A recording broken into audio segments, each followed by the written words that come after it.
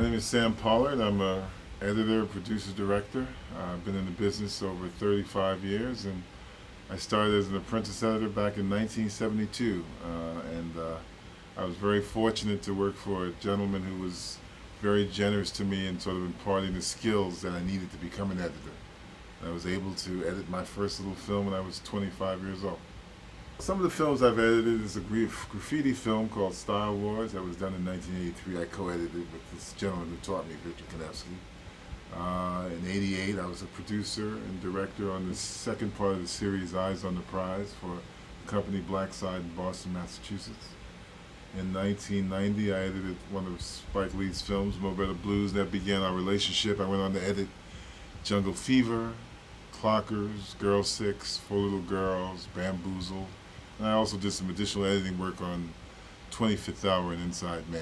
I think Star Wars was a phenomenal film. I mean, we didn't know it at the time, but it really gave people who watched the film, it gave them a sense of how creative the young people were in New York City. I mean, it was considered by a lot of older people as vandalism and crime, but when you watched it, when you could look at that artwork they did, you could hear their rhymes and watch their hip-hop dancing. It was just phenomenal in terms of how creative and how impassioned and how excited they were about these new art forms.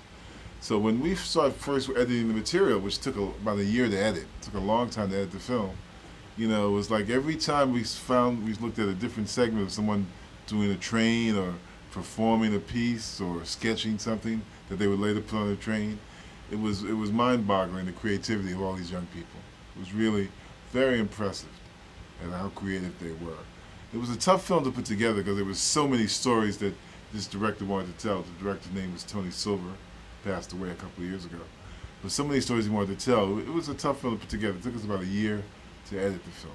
How was the experience working with Juice? Well, you know, to tell you the truth, I never thought it was such a great film, but a lot of your generation seems to love that film. But Tupac, even in dailies, was the best thing in the film.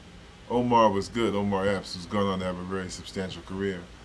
But Tupac was a natural. He may not have been a trained actor, but he brought real emotion, real drama to every scene he did. You never did not believe him. He never flubbed. He was, in the dailies, he was great. You know, and you knew that he was if you didn't have Tupac in that film wouldn't be resonating the way it is today. Well, you know, the thing that's interesting about, you know, Mackay, that was his first film. Spike discovered Mackay at an audition session. You know, he had never made a movie before, so that was his first film. And that kind of rawness and, you know, and really brought something special to the film. He really stood out. I mean, I think the thing about the film, and I think calling it a hip-hop film is right. I think if people will realize, you know, I think if the film's going to have more acclaim, it didn't get the acclaim it should have gotten because it's a good film. I almost think it's one of the better films I edited for Spike. I think you get the energy of the projects, the young people, you know, the whole interaction between Mackay and his Harvey Keitel and Keith David and Regina Taylor, his interaction with the little boy. That film's got a lot of real New York grit to it, New York feeling. It captures some stuff there. It's a good film. I would define a hip-hop film as any film that sort of grapples with dealing with young people from the late 90s on. You know, I would put Clockers in that category. I would put Juice in that category. I'd put Set It Off in that category.